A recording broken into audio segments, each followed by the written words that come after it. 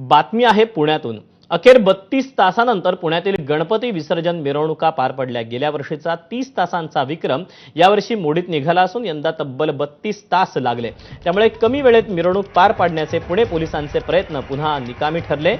तसंच पोलिसांचं सूक्ष्म नियोजनही फसलं का असे प्रश्न या निमित्तानं उपस्थित होत आहेत। दोन मंडळांमधलं लांबलेलं अंतर आणि रेंगाळलेल्या मिरवणुका यामुळे पोलिसांचं वेळापत्रक कोलमडलेलं पाहायला मिळालं।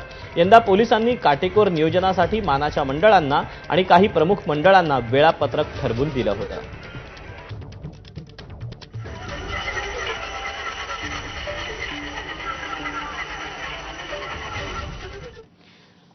पुण्यातील विसर्जन मिरवणुकीला कसा कसा वेळ वाढत गेला आपण पाहूया।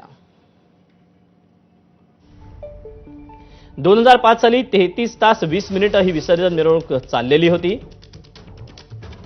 2016 ते 2019च्या दरम्यान साधारणपणे 28 तास 15 मिनिटं इतकी पुण्यातली विसर्जनाची मिरवणूक सुरू होती।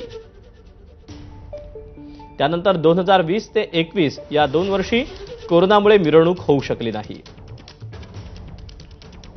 तर 2022 साली 31 तास ही पुण्यातली मिरवणूक चालली आणि त्यानंतर 2024 साली 30 तास लागले होते आणि त्यानंतर 2025 साली आपला रेकॉर्ड पुणेकरांनी मोडला आणि 32 तास मिरवणूक सुरू ठेवली।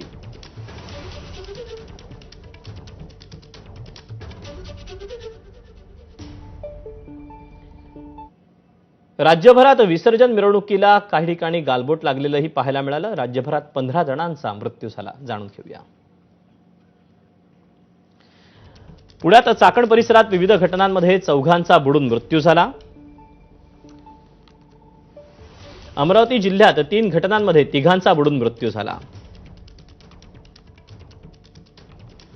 ठाणे जिल्ह्यातल्या शहापूरमध्ये 3 जण वाहून गेले, ते अजूनही बेपत्ता आहेत।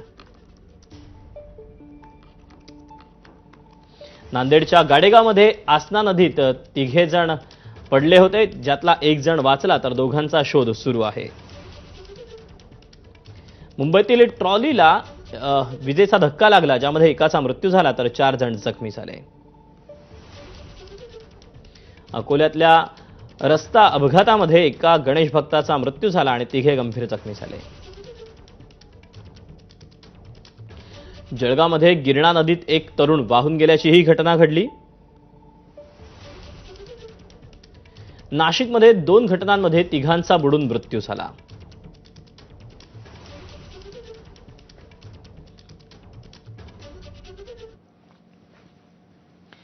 7 सप्टेंबर आजचा दिवस